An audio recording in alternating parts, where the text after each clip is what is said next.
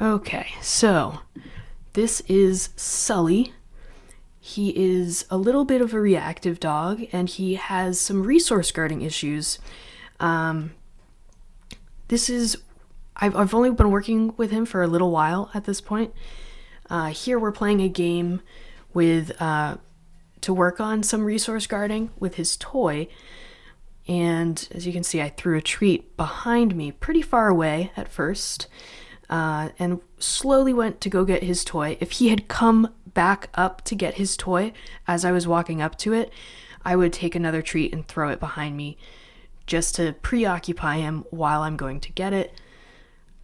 But he seems that at this point he was getting much more comfortable with what we were doing, and he was really having fun. Yeah.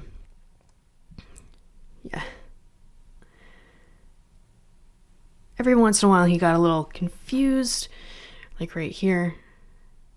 He's like, what do you want me to do?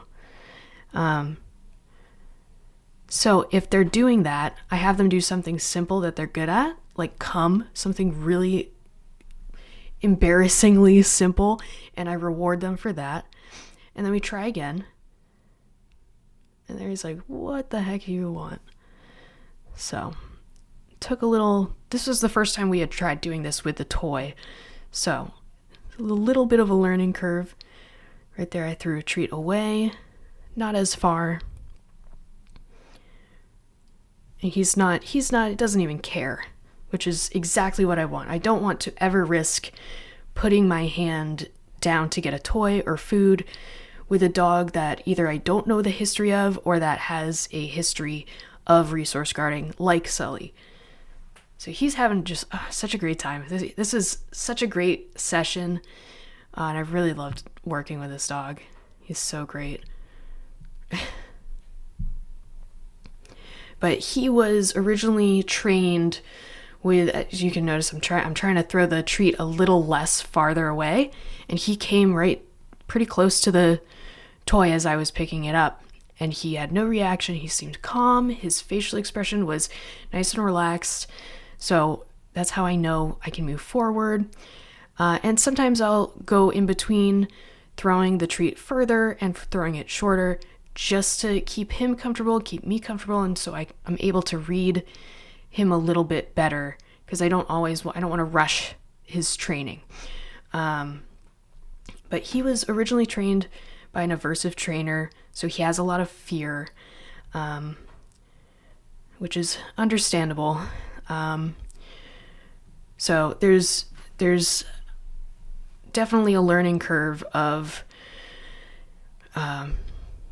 figuring out that training is fun and giving them a willingness to do it.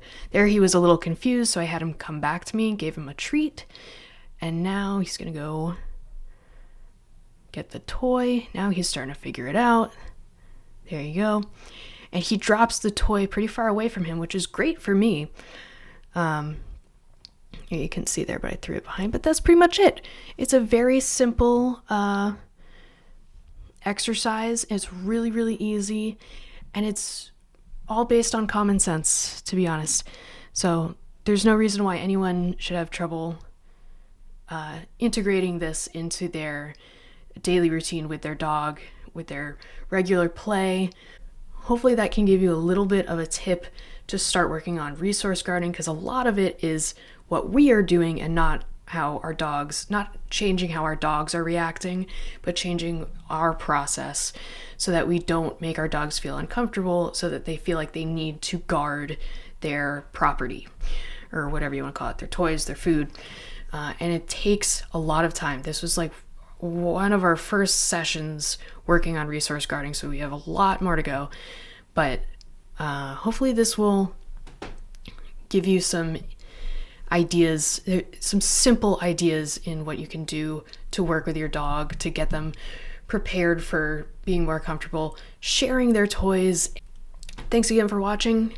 Make sure to stick around. Every week I'll be posting a video on more training tips and animal behavior knowledge that I've accumulated over the last 8 years working with dogs.